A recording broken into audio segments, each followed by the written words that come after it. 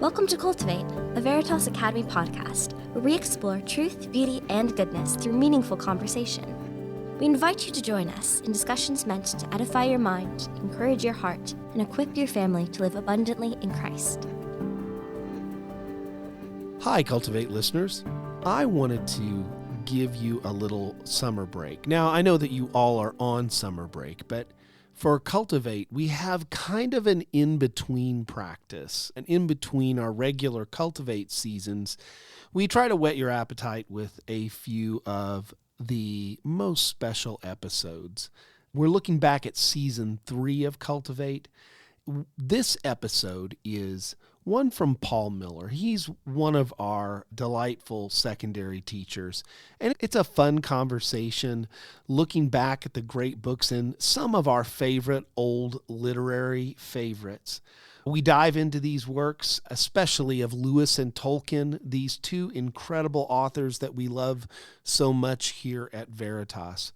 So if you're looking for some great books to read with that remaining summertime that you have, Tolkien and Lewis cannot be outdone.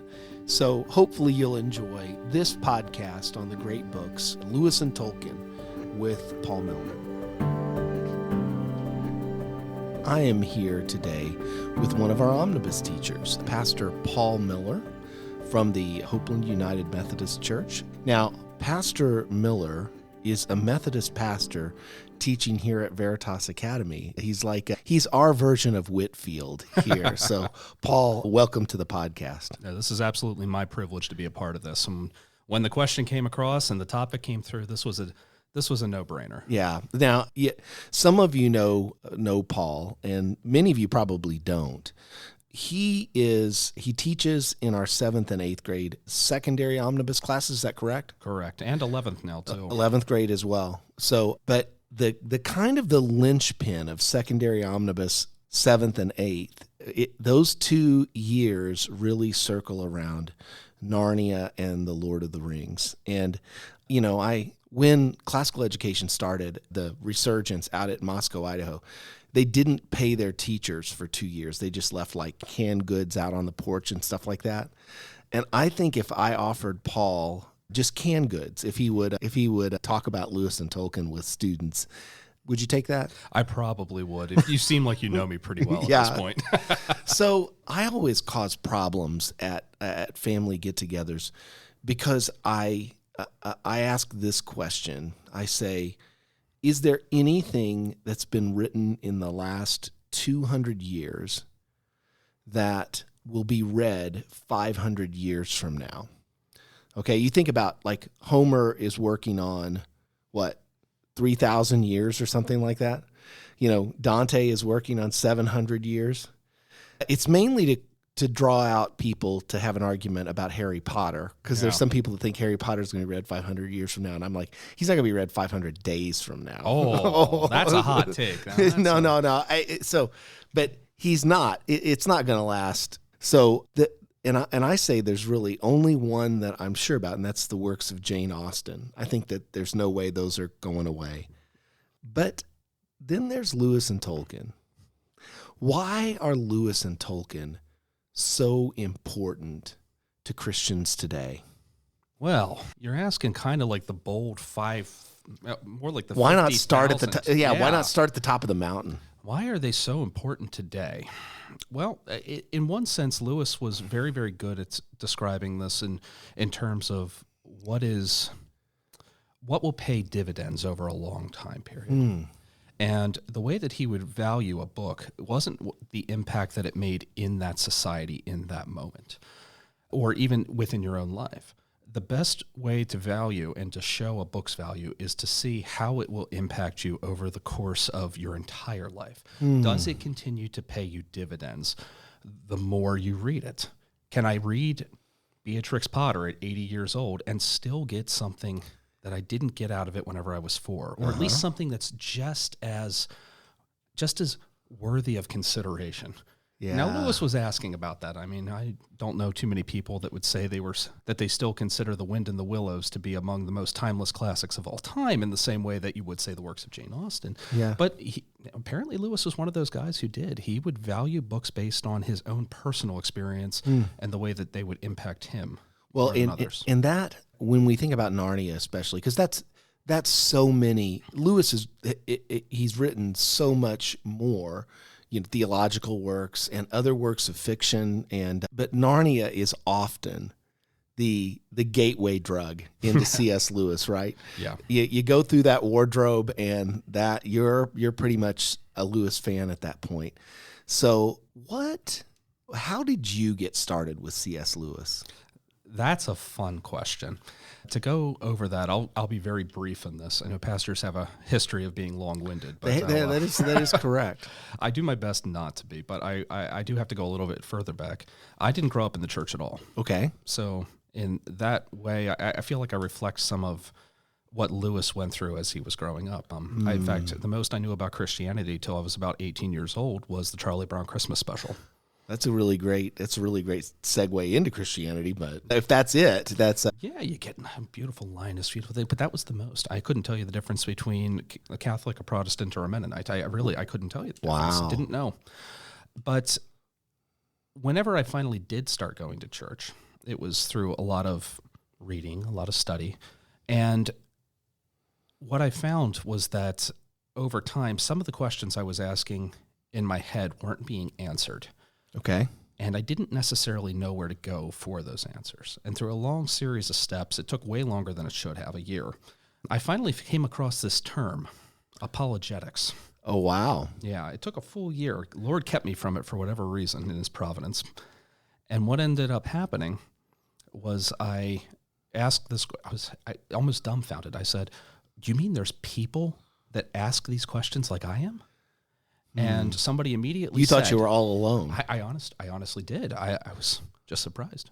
And the moment I began to ask that and describe that kind of surprise, someone said, you should read Mere Christianity. So it wasn't Narnia for you. No. Mere Christianity was the first work of Lewis that you read. That was the very first ground zero. How many pages were you in before you were hooked? I think I got about through the prologue. Yeah. The introduction, as he's describing his terms, laying out what he's going to say, what's important, why he's doing this, who he's asked to proofread his work, all those things. Very, very, very impressive. And from then on, and all it took was through the first part of the next section, and I was absolutely hooked at that point. Yeah. Lewis's essays, even when I disagree with him, when I read them, I think he's right. He pins me so easily. So when you think about the Narnia Chronicles, especially, because that's what you're focusing on in 7th grade here, which of the Narnia Chronicles is your favorite and why? It's funny. This is one of the questions that comes up with 7th graders. There's many 7th graders that come in and have already read the Chronicles of Narnia. Mr. Miller, you're not going to surprise me. There's nothing new that you could probably teach me about this. I hope to instill that same fear, maybe. Yeah. But what I think people are surprised, and most of the students are surprised to hear that it is The Magician's Nephew that is my favorite. Really? Yeah. For what reason? Lewis has a brilliant way of evoking creation in heaven. Lewis struggles, and you notice with evangelical Christianity, can get himself into trouble when he's talking about hell. Okay. But whenever it comes to heaven, and the way that things are described, in fact, it's always seems to be described in terms of his childhood. Belfast, Ireland, beautiful green hills, blue skies, trees, these things. He always seems to describe heaven in terms of his childhood and what he grew up with. And I think that it is his ability to evoke that kind of joy that really connects me to The Magician's Nephew more than anything else. Okay. So you're talking about that heaven is like childhood a little bit, or at least for Lewis it is. And, I'm out at dismissal sometimes, and I see these happy kids running to the buses, and they're not running because they're racing, and they're not running because someone's chasing them. They're just running because running's fun for kids to do. Mm-hmm. And I think that's about that's what I hope heaven is like. running just for the joy of it. Running to get away from school, right? Right. Well, they seem happy about the work they're doing at school too. So I have a first grader here. I can vouch for it. He's happy every day. Good. So why do kids love the Narnia books so much? Is it because, I've kind of have a theory on this, is that they feed you at a deeper and deeper level as you grow up. So my first reading of the Narnia books was just as animal tales and stuff like that. And then you just keep on digging down. So why do you think kids love it so much? There's definitely a part of that, at least in the long run. That's what I was describing with the dividends that it will continue to pay. I think that's a testament to Narnia's long-term success.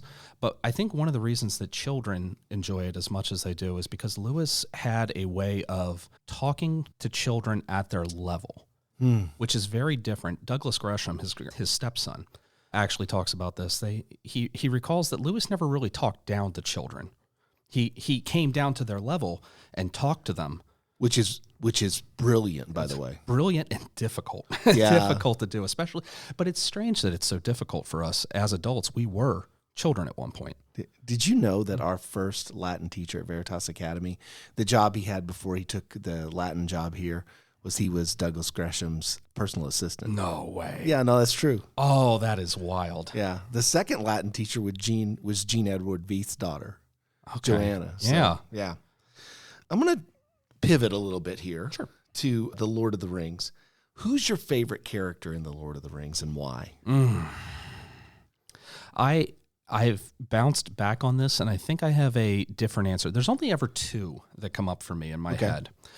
And they're two of maybe the character. One of them might be a little obvious. I think some people agree with me, and the other one not so much.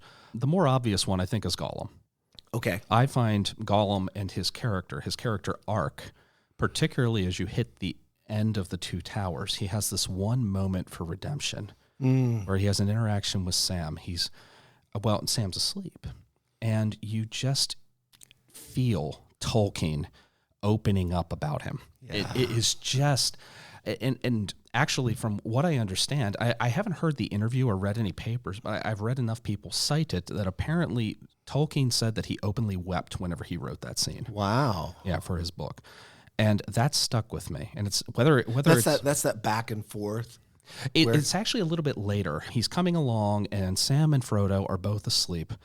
And it just describes him as that light, that green, envious light going out of his eyes. And then a couple seconds later, he's not so much looking like Gollum, this monster that's been chasing after this ring, but he looks almost like a sad, tired hobbit, long surviving, long past his years. Yeah. And he has this moment where redemption is almost within grasp, and Sam wakes up and snaps and, "What are you doing, you old villain?" That kind of reaction, and immediately Gollum goes back into it. And I think that it might be that interaction that Gollum has with redemption, and redemption almost being snatched away. It strikes me as very poetic. That's why. Wow. Did you follow that court case in Turkey where the journalist compared their president Erdogan? He was arrested for comparing Erdogan to Gollum. And his lawyer made the defense that Gollum is the hero of The Lord of the Rings because he destroyed the ring. So they actually let him off. That's funny. I actually asked that of the students at least once on one quiz for every single one of the books of The Lord of the Rings. Not The Hobbit, because he's not there, but he is there, but there's some funny stuff that Tolkien did with even Gollum in The Hobbit. Yeah. But I asked my students who is the hero of The Lord of the Rings? And it's not a question that is a hard answer. I want them to sell me. Mm-hmm. They need to sell me on it. Part of a classical education is reasoning and persuading. Yep. So you had one favorite character. What's your other favorite character? This is a little surprising. Faramir. Faramir. Oh, it's not surprising. Interesting. Okay, well, I'm glad you're not surprised by him. I find him to be fascinating. He's a flawless man. That's exactly why. So we're going to talk about the movies and the books. Yes, we're going to touch the hot stove, but but I don't like him in the movies. No. But in the books, he's the man. He's Boromir Unfallen. Or I shouldn't say that. He's Boromir as if Boromir were to always, if he would have actually held his oath and held it properly. In some sense, like he is what Boromir should have been had he actually succeeded in what he did. Now, there's other parts to him, but I often wonder, and I've got nothing to go off on this. This is pure Miller speculation here. Whether or not Tolkien decided, maybe I didn't do this exactly right. Maybe I do want to add a character in the editing process that can show us what this will look like properly. Wow. Just speculation. Okay. There's nothing to go off on that. So, what do you think about the movies, the Peter Jackson movies? Not the let's cut off a few of the things just at one. I'm just talking about not the Hobbit movies. I feel like they're dreadful. Yeah. Mainly because in the Hobbit movies, they're taking a little book and trying to stretch it out so that they can get a gold hoard. By the way, it's all for money. Yeah, they have their own Arkenstone in sight. Yeah. Right. Whereas the Rings trilogy, they're taking a massive work and they can't even really get all of it in. So what do you think about the movies? I think Peter Jackson's movies, man, how do I answer this appropriately? I think The Fellowship of the Ring was very strong. Okay. Very strong. It was a little more dramatic in some places, but I don't think it did anything against the flair of it. Where I struggle with the Jackson Lord of the Rings films really starts in The Two Towers. Okay. Theoden, Faramir, these characters that appear and are major characters and almost flawless. Like, okay, Theoden, completely taken in by Wormtongue, absolutely like corrupted.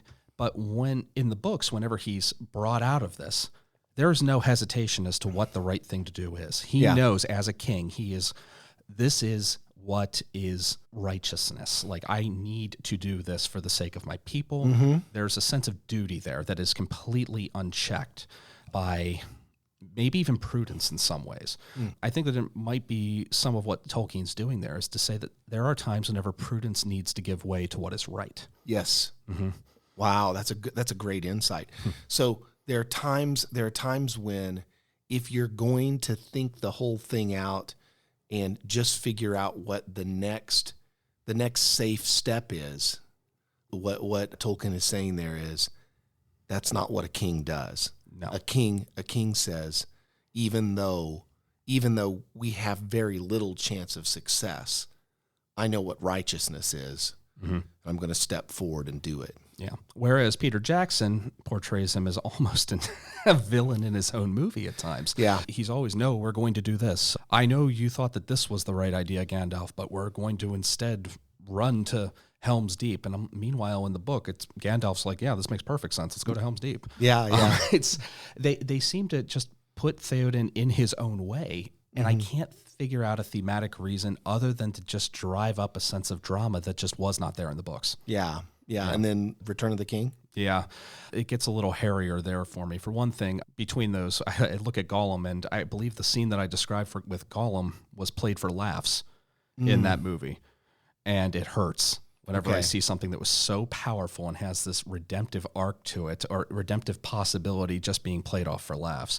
Faramir is another thing. I mean, Faramir is Boromir uncorrupted, successful in his vow and in his promises. And the movie, it's like Boromir unmanned. Yeah, it's like, well, let's make him, he'll be younger, a little less ambitious, and therefore he won't fall into the same problems. Yeah.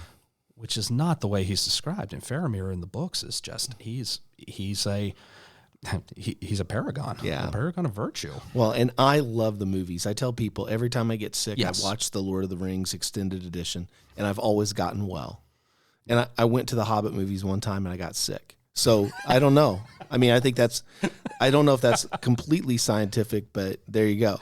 I can relate to that. No, I think the Jackson movies have far more going for them than they have going against them. The big thing, of course, that is missing in the Return of the King, and it really, it breaks what Tolkien was doing in the Rings trilogy is the scouring of the Shire. Of course, is where this the scouring of the Shire is where this whole thing goes. Yeah. Right. So it's not the reason that you go on this quest and destroy the Ring of Power and save Middle Earth is really so that you're prepared to go back to your community and be the kind of people that you're supposed to be. I think we needed that part in the Jackson movie for the COVID time. There was a lot of orc talk going on during COVID. Quite a bit, yeah. I could see that. Yeah, I would agree with you. Scouring of the Shire seems to be conspicuously missing. The movies are so long. I just think there's no way to put it in, but it really Tolkien is headed in a direction, and Jackson never arrives at the port. No, there's a reality of war that's missing from it as a result. Also, we think about soldiers going to war, winning, coming back, and resuming their lives. Well, very often, whenever you go into an area and you drive evil out, it's got to go somewhere. Yes. And it's not always destroyed. And if there is lingering evil, sometimes it will end up back in your community. Yeah. And not even just coming there. You may find that evil in a vacuum, whenever there's good holding it down, finally, when that good's gone, it has the opportunity to grow. Yeah. Yeah. And you miss a lot by missing the scouring. So have you watched any of this new stuff, the Rings of Power? Yes, I have. Yeah. Okay. So what's your opinion on it before I give mine? You can't curse. Okay. Well, no, I wouldn't. You're a pastor. The way I've described it to your students, then, my students, it's not a dumpster fire. Okay. That's what it said. I'll say that. I expected to be raked over the coals. Okay. And I'm pleasantly surprised that I'm not. Okay. I'll give it a second season, but you can tell that there's a lot more 20th century story writing going on to this. And the reason I say 20th century, I mean, yes, Tolkien wrote, or I should say 21st century story writing, if that's the case. There's a lot more 21st century story writing going into it because it's very character driven, character growth driven, not there's a bad guy, there's an army, there's a duty that must be done. It's not duty driven, it's character driven. I don't even know if that necessarily gets it right, but I think you see where I'm going. And I'm my Silmarillion knowledge is not as tight as my Rings knowledge or Hobbit knowledge, but I watched the first episode and again, I was like praying that this is not Tolkien being turned into the Game of Thrones or something like that, or just done horrible things with. And I left the first episode and I was like, that didn't happen. That didn't happen. But there was the Galadriel that I was seeing there. I just couldn't go back for a second episode because she is like the pinnacle of feminine virtue, and he's turning her into a warrior. And I just like, that's not like, I have 4 daughters and I just don't want them to think that the only way to be virtuous is to be masculine. Yeah. Because Galadriel's power, in Lord of the Rings, she's not going to come and punch you in the mouth. Yeah. But that doesn't mean she's not powerful. Yeah, I agree with you. If I said it wasn't a dumpster fire, I could say it almost was with her. Her personality for me in that story was really rough to watch because they both seem, okay, I should say Cate Blanchett and who I forget the actress's name for this. I feel awful about that, but they both have a stare about them. And Kate's is very piercing. It's not mean-spirited. It seems to be tempered by wisdom. And I think she nailed the look, how you can do a look. The new Galadriel, I feel like she's almost looking down on the rest of the world. And maybe that's done on purpose. Yeah. It could be this character. She's like a super ninja. Yeah, there's that also. I don't think she's ever described anywhere as the kind of Xena warrior princess that we all know. But yeah. Yeah, that scene in the Jackson movies, and I don't remember this in the book, so I hope it's there, but where Frodo falls down and he had that vision of Galadriel just helping them up and saying, if you don't do this, no one's going to do it. Come on. And that's that kind of encouragement that Middle Earth wouldn't have been saved without it.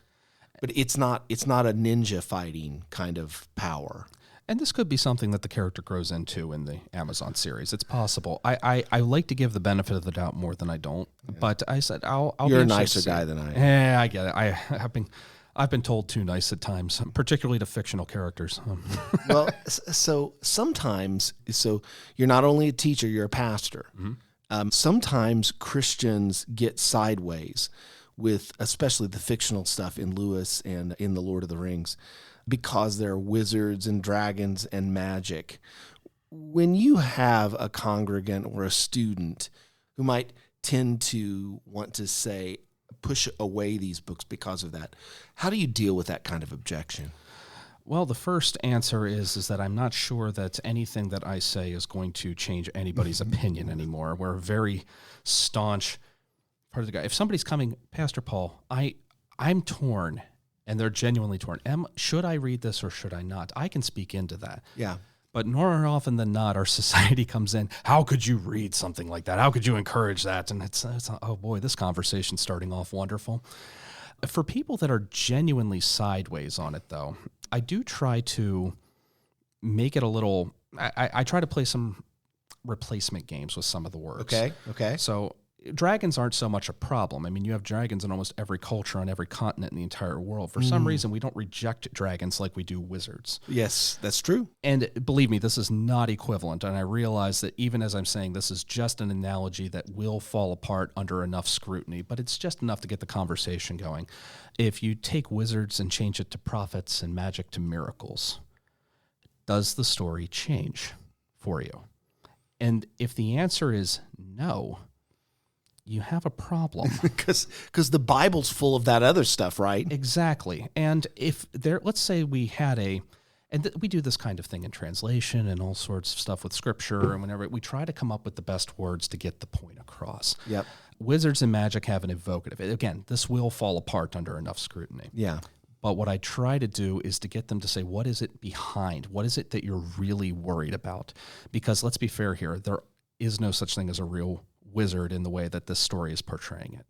And while we will say that, yes, there are people that have probably used dark powers to lord power over their friends and family, that's not exactly what's going on here. It's not glamorizing. Mm-hmm. Not often. There are some that definitely do. And that's where I believe prudence plays in so much into this.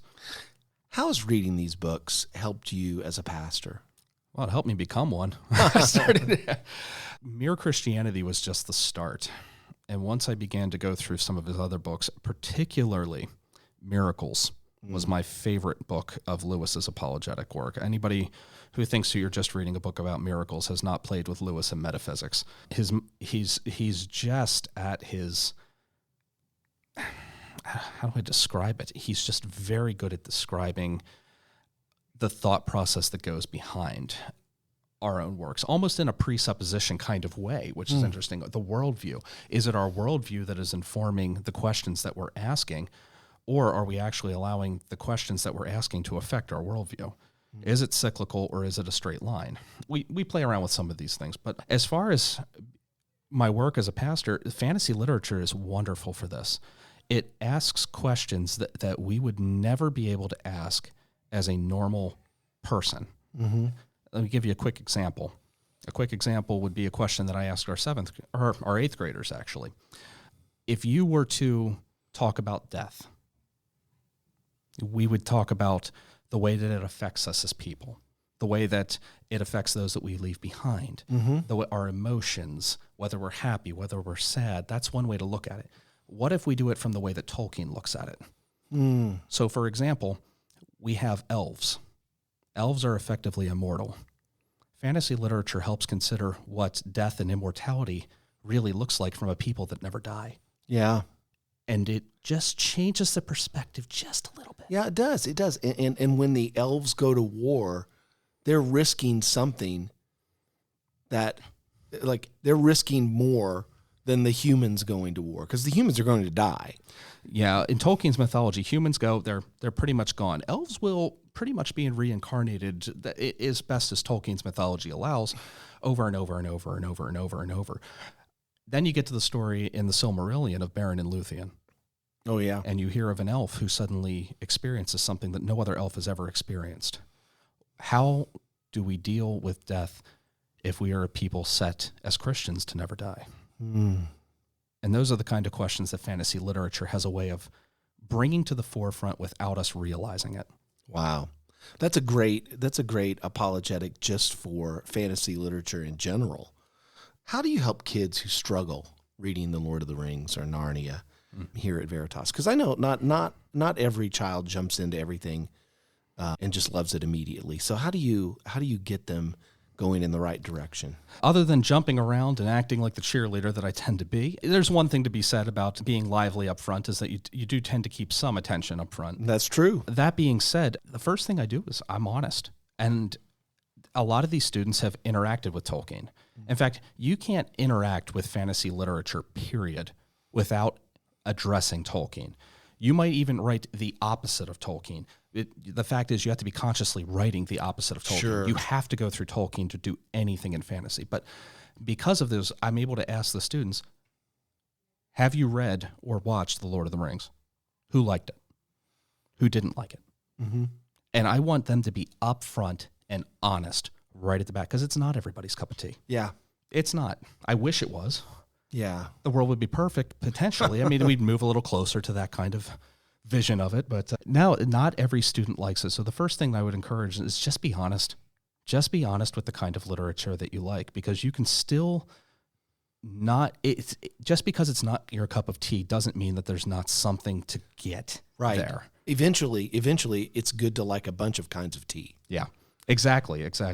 Especially whenever you start with The Hobbit. The first 2-3 chapters of The Hobbit are very, very, they're lively, they're cutesy. I like adventure. I don't like adventure. Adventure's for terrible. No. And then you get to the council, or then I think that part of it is in Lancaster County. Yeah. That's a great analog. I like that.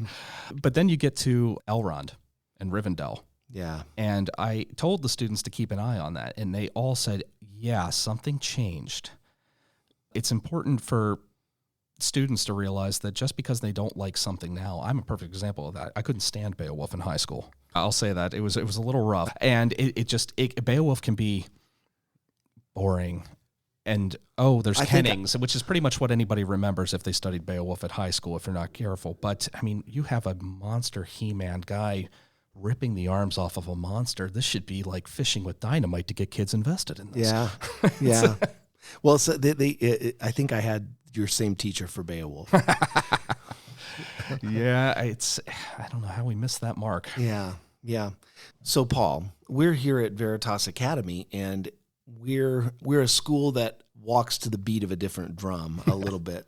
Maybe it's a little bit more than a different drum, but there's so much educational thought and educational importance placed on STEM stuff. And of course, it's not that we have a wonderful science program. We have half the students at Veritas get to second year calculus in high school. So it's not like we're diminishing those things in importance. But, our culture is one that looks at the humanities and the liberal arts and sometimes says, why would you waste all of this time on fantastic stories about talking animals and elves and towers falling and things like that, when you could just be diagramming more sentences and, making it to linear algebra instead? What would you say to a culture that is pointed in that direction or questioning why we invest at Veritas so much time in reading stories and talking about them? A lot of the question seems to be a cart before the horse, or maybe it is a little circular. Lewis actually talks about this in Mere Christianity and Miracles. At least he answers it in a different way. Why should you be unselfish? Well, so that way because you should care more about others. Well, that's just describing unselfishness again. Yeah. That's not getting around to the problem. And yet as people, we instinctively know that. One of the things that I think is missing whenever we skip out on some of these great books, I mean, our 7th graders are reading the histories of Rome with Livy. I never did anything like that. I didn't do that until I was an adult and boring.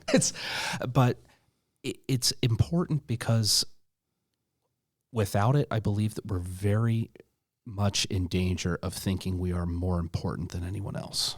That's a good point.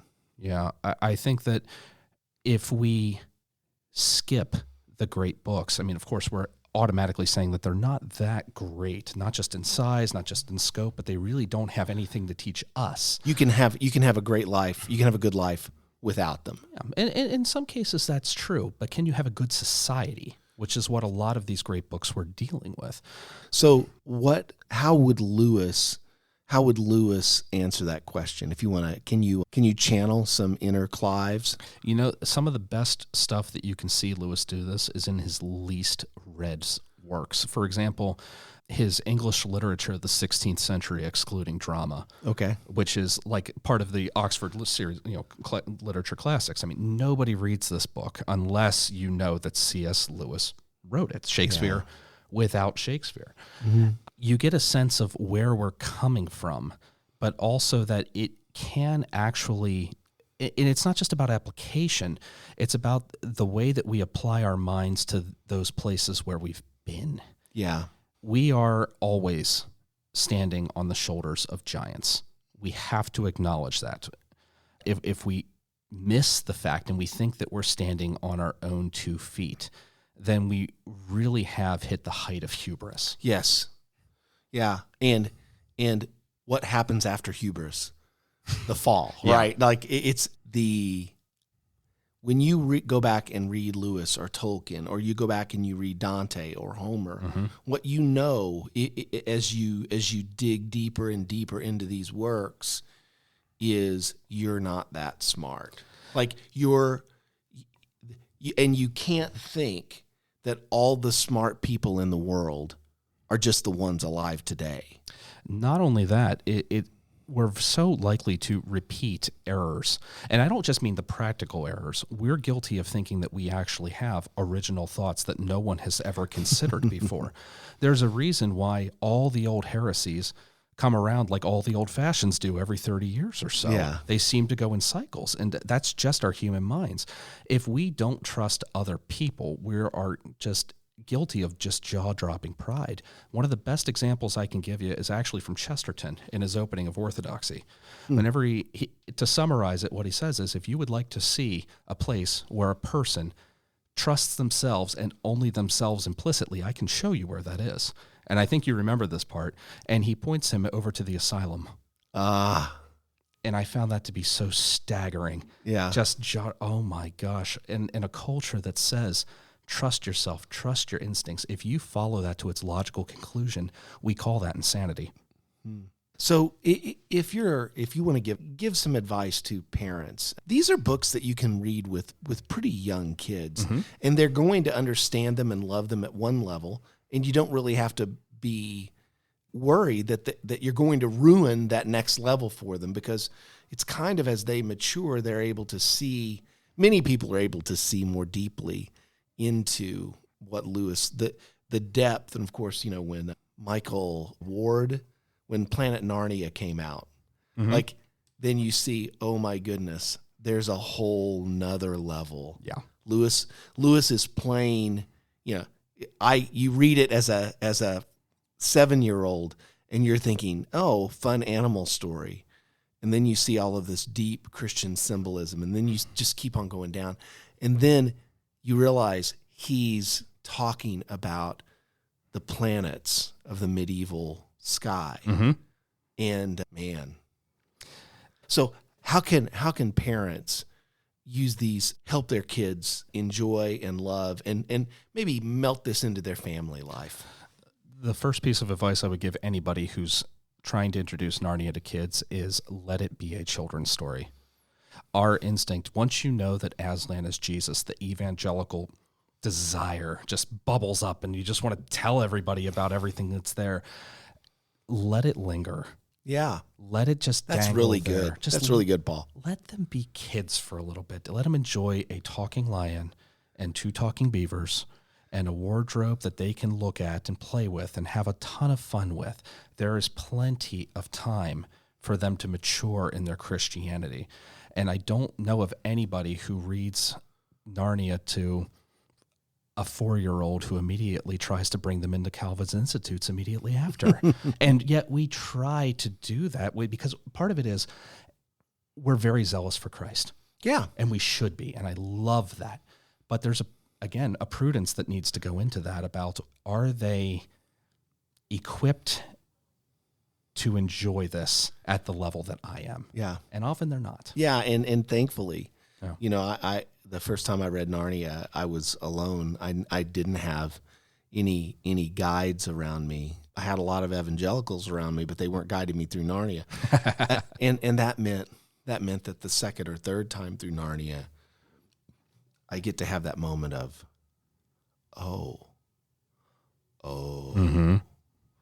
this is about the gospel, right? That's a powerful time. So we started talking about books that would be read 500 years from now. And I wanted to pivot back around to that and just say, I've always thought, I don't think that Narnia and The Lord of the Rings, holds up to the Iliad or the Odyssey or the Divine Comedy or something like that. But I think that if Lewis and Tolkien are read 500 years from now, some of it's because their story is so wonderful. But I think a lot of it is because they, in some ways, turned the tide of Christian imagination in the early 20th century when Christianity was really real, authentic, orthodox, Bible-believing Christianity was in full retreat. Yeah. And really the hope of they see the end of the modern world, or the beginning of the end of the modern world, in the fields of battle in World War I. And they come off, thankfully both of them survive, right? And they come off that field and they reignite the Christian imagination. And so many rocks have joined the avalanche from those 2 men kicking a few rocks down a hill. So I don't know. I don't know. I kind of think that Lewis and Tolkien would be my second choice behind Austen for what's going to be read 500 years from now. I would hope so. Am I that optimistic? Maybe not, but yet they have something else going for them that is often not as talked about as others. I mean, I mentioned Mere Christianity. Those are his apologetics works for Lewis. Tolkien and Lewis were scholars on top of things. Yes. If you are going to read, say, Beowulf, I mean, Tolkien, even if Tolkien had never written anything about the Hobbits or Lord of the Rings or the Silmarillion, he would still be read today, granted on a much smaller scale because of his Beowulf studies. Yeah. Same thing with Lewis, and there was no better John Milton scholar of the 20th century, possibly ever, even before him. And he is still, as I understand it, read in Milton studies, if there are such a thing. So, as I said, I know it breaks my heart too. I'm hurting. Yeah, no, I say that as somebody in pain myself on it. So in some sense, their academic lives would still continue to serve as a pointer to their personal lives. If somebody wanted to say, this man who wrote the preface to Paradise Lost that I'm reading in John Milton studies from 1,000 years ago at that point, 500 years from now, 1,000 years, what was he like? That might ignite a little bit of interest in the same way, and this actually goes off of our pre-recording, the same way that Albertus Magnus, the great teacher of Thomas Aquinas, is only probably talked about because his student was so brilliant. Well, and I thank you, Paul. Thanks for coming in and being part of this podcast. Thanks for being the Albertus Magnus to those little Thomas Aquinas running around the hallway here at Veritas. Oh no! So yeah, I don't know, for a Methodist minister, I'm not sure that's a great analogy. Hey, I take it as a compliment. There if you it go. Happens. there you go. There you go. So thank you so much, and thank you for stirring up the loves of our children for these wonderful Christian authors, Lewis and Tolkein. Thank you. No, this has been my privilege, and I hope that, if nothing else, these kids that we have here today will share this love, some of the lessons that they've learned about Lewis, about Tolkien, about even the other great books that they're reading here. And whenever their own teachers scare them away from Beowulf, they'll be able to pull them back and say you're missing something. There you go. There you go. Yeah. Well, thank you, Paul. No, my privilege. You've been listening to Cultivate, the podcast of Veritas Academy, a preschool through 12th grade classical Christian school in Lancaster County, Pennsylvania. If you'd like to learn more about Veritas, visit veritasacademy.com to discover the truth, beauty, and goodness of classical Christian education.